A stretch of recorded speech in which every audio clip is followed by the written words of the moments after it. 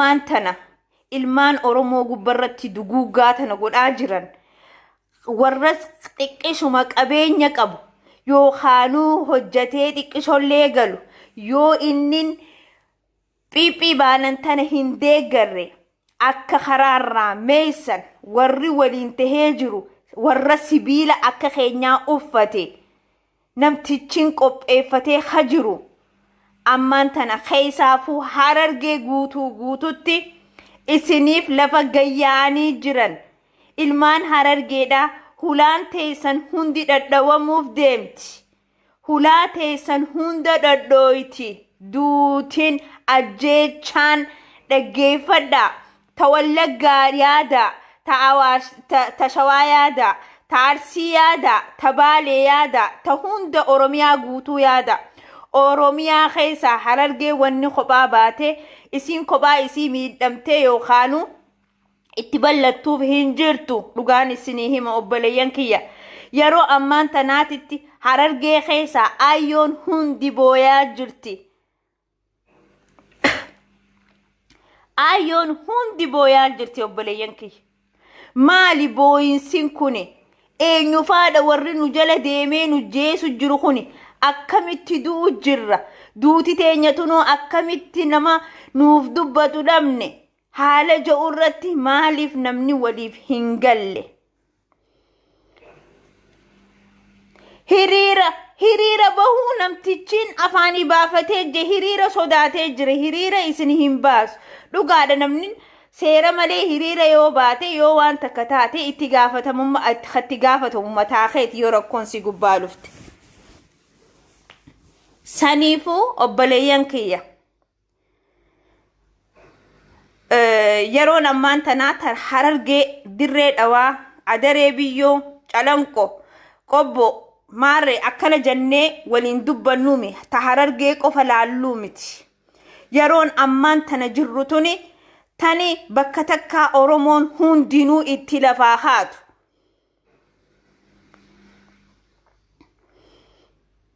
maal hojjechuu jiran jettanii dubbachuu qabdan qeequu qabdan Jawaar qeequu qabdan Daawit Ibsaa qeequu qabdan dura taa'ota Oromoo hunda qeequu qabdan itti dubbachuu qabdan dammeessuu qabdan karaa kamiini akka humna isaaniifis taatanii isaanis humna isinii tahan yoo dura taa'onni keenya as bahanii ni jirra nutiis ni jirra isinis haa qabsoon teenya hagam lafa bakka geennu nuti hin dhaabnu hanqa ja'anitti nu hundinuu bakka takkaa walii hoggayyuutu warrummaan intarneeta qofarraa haasawu waa'ee kanaa haanii dubbachaa ooluun maali feesbuuka qofa gubbarratti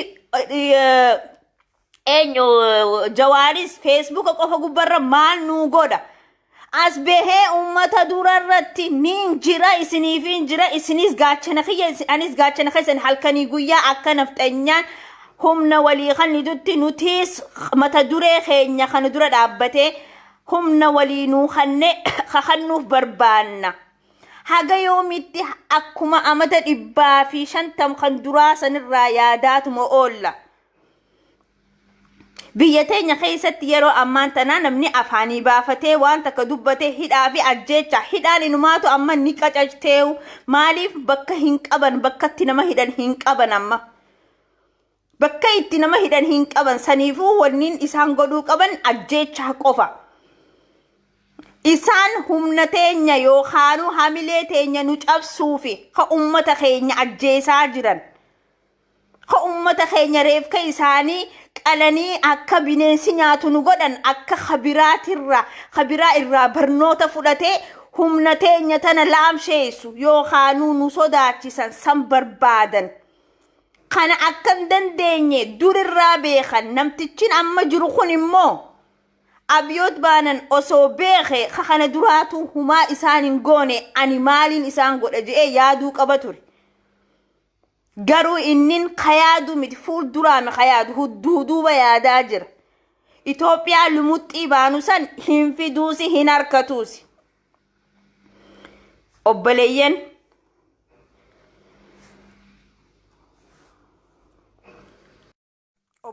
kiyya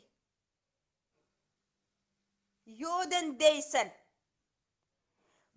jirtanirraa mirgaa fi bitaa laalaa karaa keessan deema. Eenyuun na jala dalagu jira ani eenyu haala je'uun. Kadu'e hunda itti awwaallachaatuma jiran malee namni du'arraa deebi'ee hin jiru. Oromoon guyyaa rabbiirraa jirtu khalees dheengaddaa taanis guyyatti yoo namni tokko hin duune kadha geenyu hin jiru. Kana gayaan guyyaa takka oolan hin jiru. Eenyu kajjeesaa jiru. Nama huccuu mootummaa uffatee dhufe lakki nama sibiila akka xiyyaa karaa deemuutu na hubachuu jira. Dhaggeeffadhume wayin sii hima. Yooniin waa sii hime.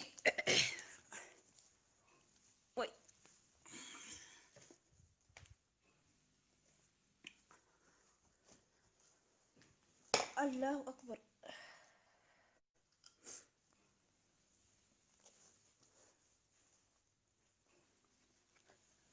Lagay wayin sii hima obboleeyyan kiyya. Namni tokko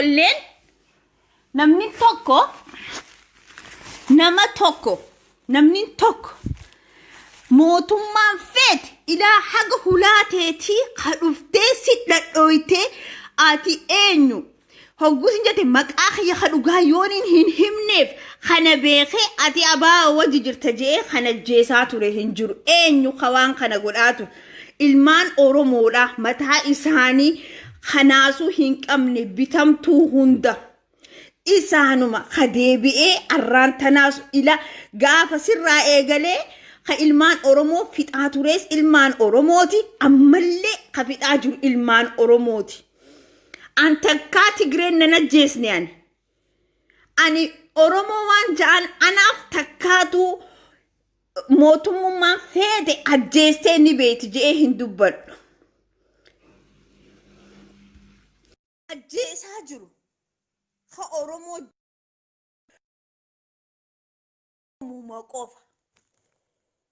Yoo ilmin ollaa kiyyaa na beekee ani ta'e eenyuuti maqaan kiyya eenyuutti yoo nan beene eenyuutu na fidee natti fidee mana kiyya kanatti ana kana na basaasanii basaasummaadhaan na jala deemanii akka dalagatan ka godhu kana beeku ka Oromoo tokko.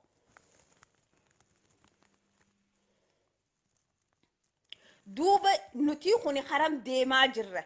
Eenyu amannee eenyu wajji jiraan osoo bar guyyaa takka akka zamana durii sanirraa eegalanii abalu bar basaasa amma ganda kiyya abaluttiin beekaanii basaasota dur warra ihaadigii wajji dalaguu ture Oromoo akka kiyyaa ummata Oromoodha ayyoo je'ee ammaan tana habootaniin jo'uun abalu kaniin je'ee yaamu jechuu ganda kiyya keessatti. Kanneen basaasa Tigreeti basaasa Maarreeti ja'anii warra yaamamuu ture jechuudha. Basaasonni kun hundi isaaniitu irratti qaanfatanii ummata wajji waliin makamanii jiraachaa jiran. Ummanni kun maali? Osoo guyyaa takka namittiin arraan tanaani haboo jo'uun tun gaafa isiin waan akkanaa hojii tanarratti hojjattee waan akkanaa goote osoo gaafa san Oromoon hin agarree hin dhageenye hin dubbanne waan jo'u sanni beeytanii akkasii silaa kararraa meeysanii khabraa ittiin deebi'u hojii akkanaa khabraatis qabatee silaa hin dhufu. Dirqama gaamaal godhan hojiidha je'eeti kunu inni waan takkan taane ani homaaliin ta'a haala jo'urraayi Harargee keessatti haalli kun babal'achaa deeme jechuudha. Maaliif qabsaa'onni abaawoodhaa kan dhugaa Harargee keessaa lafarraa biqilan durirraa eegalee kana namni hundinuu waan beeku tokko. Harargeen guuturraa guututti huccuu abaawoo uffatanii eenyu kana waan kana godhu jiru. Isin kun warrin sharmuxinnaa paartii deeggartan kuni maaliif waan kana eenyu waan kana fixu jira waan kana godhu jira jettanii jala deemtanii ilaal. Egaa mootii qabdanii mootii torbaffaadhaa saddeettaffaadhaa kaganaa itu dhaggeeffadhaa obboleeyyan kiyya biyya addunyaa gubbarratti ammaan tan mootiin tahafte addunyaa kana gubbarratti Ingiliz qofatti Ingilizuhum yeroo ammaatitti Awustiraaliyaa Kanadaa Ingiliz eessamas biyya biraa Awurooppaa isaan kuni jechuudha. Ministeera qofaan jiraatan akka mootitti isii tanaan waan jiraatan yeroo ammaatitti isaanuu mataan isaanii yoo mataa gubbaarraa qabanii achi darban dhumtee jirtiif isinu zeeroo baati. Caal jettee taa'u jirti ani Austraaliyaan bulcha jechuutti hin jirtu. Caal jettee taa'u jirti ani Ingiliziin bulcha jechuutti hin jirtu. Akka madaamaa qofa deddeemteetuma ol baatee gaddeebi'uu qofa dalagaanisii wanni biraa hin jirtu. Hin jiru addunyaa kanarratti mootiin hin jiru. Zamana durirraa hafe mootiin boodaa kadhumaa biyyaan ani jiru tana biyya Faransaayii keessatti kamataa irraa muran. Firoottan isaatii waliin mataa irraa muranii mataa isaa fannisanii kanaan nu booda mootii hin barbaannu kajaan. Isinii galaameen mootiin keessan isin Itoophiyaa keessan mootii godhachuu deemtan. Dhagaya ani ilma kiyyaan yeroo ammaan tanaatitti ummaayyee doktara naa taatu ummaayyee nugusa naa taataan jechuun jiraan. Ummaayyee maare naa taataan jaan haatii fi waa hunda namaan jetti. Haatii fi waa hunda namaan jetti. Sadiifuu Oromoo kajjeesaa jiru eega mootii keessan hin ta'in eega Dr. Abiy keessan eega hin ta'in eenyu kajjeesu jiru.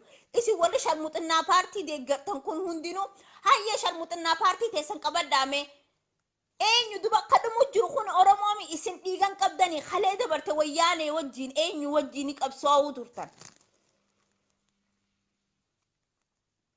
Wayyaaneen eenyu wajji qabsaa'uu turtan gaafa wayyaanee akkasitti boollatti yeroo ammaan tanaa afraniin galchan ilmaan Oromoo qeerroo fi qarreen ayyoolee fi abbootiin itti dhumanii ijoollee xiqqishoon itti wareegamanii waan meeqatti tahanii wanniin ammaan tana hojiin ammaan tana bareedduun ammaan tana irra sharmuxinnaa paartii chirratti chibaaste sana Abiyyi amal lama dura ni beeytanii isin. Mee namtichummaan Abiyoot jedhamu kuni amal lama dura namnin naahi muni jira warri amma sharmuxinnaa paartii deeggartan cufti keessan. Har'aan tana waliin dhaabbatanii Facebook gubbarratti fi bakka hundarratti Abiyyi fi Abiyoot kajattan. Mee amal lamaa fi sadi dura sharmuxinnaa namticha shallee kana ni beeytanii. Hin beeytan. Abbaan fadhiisa hin beeku. Namni tokko isan beeku. Doktorummaa eessaa fide inni? Eessaa fide mee doktorummaa naa himi? Doktorummaa kamaali? Isaa ijoolleetii mi kaniin argu jiru. Militarii kaseene. Waraana kaseene. Yoom high school qaree. Hay. Zamana nuti qaraanu san zamana isaa dhiisi zamanaan ani qareeyu tokkorraa ilaa haga 12maatiin qaree san booda university waan barachuu feetu san hunda keessaa laallatteeti ama 3 amata 5 qaraata. Dila kana hunda qaree doktorummaa kan nitanii beesin. Khabiraati miti tanakaa kamataa maluu mataa fi miilli isaa eenna takkaatiifuu doktorummaan kan namtee jirti. Doktorummaa maaliif fiddan? Doktorummaan kuni kami? Doktorummaan isin kannitaniif kuni kami? Irra isinii jira. Afaan keessan qabadha. Warri yeroo ammaan tanaa sharmuxinnaa paartii deeggaraatuma haasawan taaneen biyya magaalaa waliin laaqaa jirtan. Facebook barmanuma wanti keessanii godhattan. Aboo badawa horii jalaa deemaa dhufte. Horii jala deemuu turte. Dikee horiititi mana keessanii maraguu turte. Arra biyya Arabaa leeyte. Arraan tana biyya Faranji ija kana si cuqqaalaniititi waraqaa sii fixanii faamilii ni gargaara jaanii Ameerikaa fi Austraaliyaa kana si geessan. Ati arraan tana eessa jirta? Ati dhiisi warri keetuu takkaatutu waa'ee gabrummaa malee waa'ee bilisummaa hin beeku. Arra bilisummaa naa haasoyte bilisoome naan jette. Haati teetiif abbaan keetuu bilisoome hin beeku. Asii deemtee Saawudii dheeteeti sharmuxinnaa paartii naaf wanti jette. Osii dalagadda obboleessa kiyya. Hiriyaan tee meeqaan tamtu mana hidhaa keessaa gubachuu jira. Oowwa Saawudii Arabiyaa saniin. Oowwan biyya meeqaa saniin waan meeqa keessa jiran. Osii taa'ii dalagaddu maal sharmuxinnaa paartii jala naati deemta. Maallaqa godhadhu sharmuxinnaa paartii geessii garsiisi maallaqa kee kiisha kee. Wallahi numa guddaa afaan isin. Nafxanyaan akkatti isin jatu jirtu. Nafxanyaan akkatti isin jatu jirtu yaa obboleeyyan kiyya. Ani arraas boruus sharmuxinnaa paartii warrin deeggartan ilmaan Oromoo kataatan foon kiyya isin. Anaaf isin foon kiyya. Ilmaan Oromooti afaan takka dubbanna anaaf foon kiyya isin. Arraan tana biyya ambaa keessatti yoonii waan hamaa isinirra arge. Ilmaan sharmuxinnaa paartii deeggaran je'ee isin bira hin dabru'an. Isin cinaan dhaabbadha. warra isin kaafaa warra isin abaa ojattee atis na bira hin dabartu dhibbarraa dhibbattiin beeka ilmaan oromooti nuti waliif naasu walii qabna sanii mititi nafxanyaafuu ni dhiina nuti saniifuu dhaggeeffadha itti yaadi amata lamaa fi sadi dura abiyoot kaja'aniin kuni eenyu yeroo ammaan tanaatitti oromiyaa guutuu keessaa ka ummata fixaa jiru kuni eenyu nama akkami nama huccuu waraanaa guututti uffatee jiru moo nama akkami je'iiti hubadhu irraa dubbadhu waan akkasii itti yaadi isaa yaadi waan akkasii sanirraa yaadi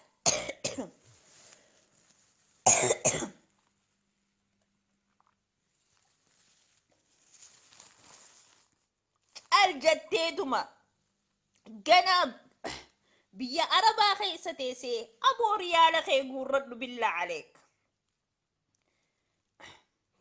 hogguu arabni sin dhufe akkatti fiidu sanni beeytaami jiruu jala fiigi dhiisi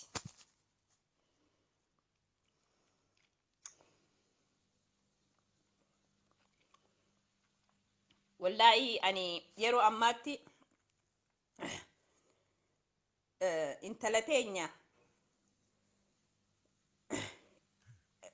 burtukaani mo'eenyu maqaan isiidha tadeen gadda mana hospitaalaa keessatti barattuu yuunivarsiitii digrii lammaffaadha tan